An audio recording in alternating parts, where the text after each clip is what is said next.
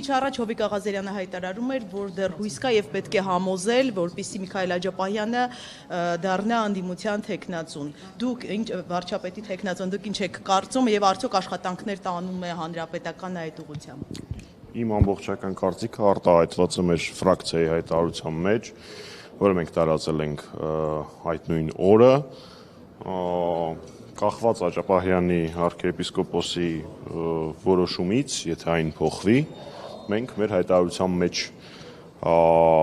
հայտարարածին, նշվածին տեր ենք լինելու, ակնկալում ենք նաև, որ մեր գործընկերները հակառակ պարագայում տեր կլինեն մյուս հատվածին, այն է, եթե չլինի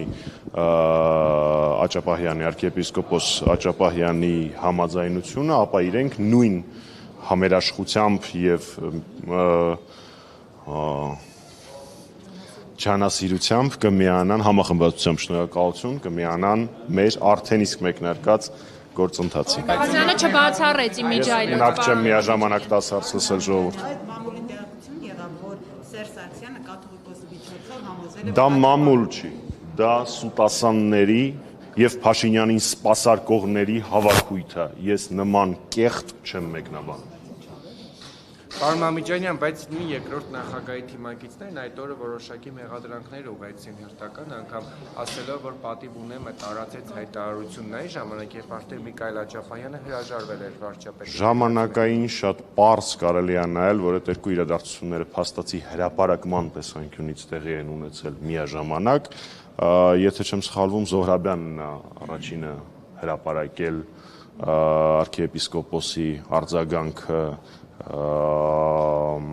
իր տեխնացիոն առաջադրման գաղափարին, այն ժամանակ, երբ որ դա տեղի ունեցել, ես զբաղված էի հայտարարության տեքստի սրբագրմամբ եւ հրապարակմամբ։ Կարծում եմ դա ներողություն եմ խնդրում,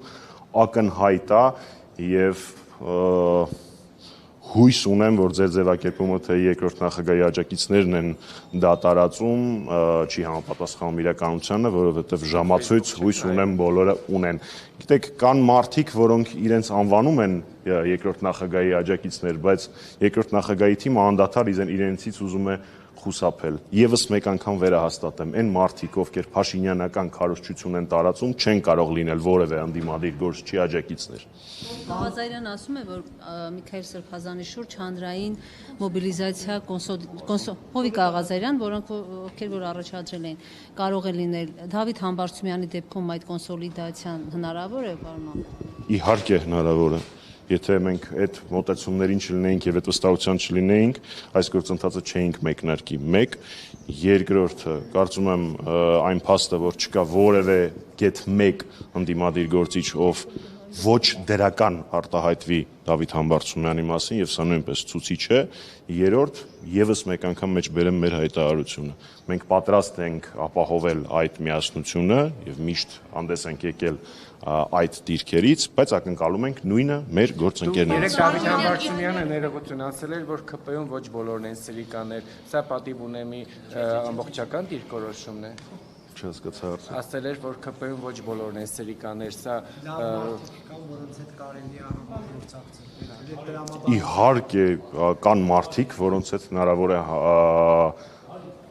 որոնց համաձայնությունը impeachment-ի գործընթացին հնարավոր է ստանալ, ապահովել 54 ձայն եւ իրականացնել Հայաստանի Հանրապետությունում իշխանապողություն։ Դուք կարծում եք, որ ես հիմա այդ անհնազգանունները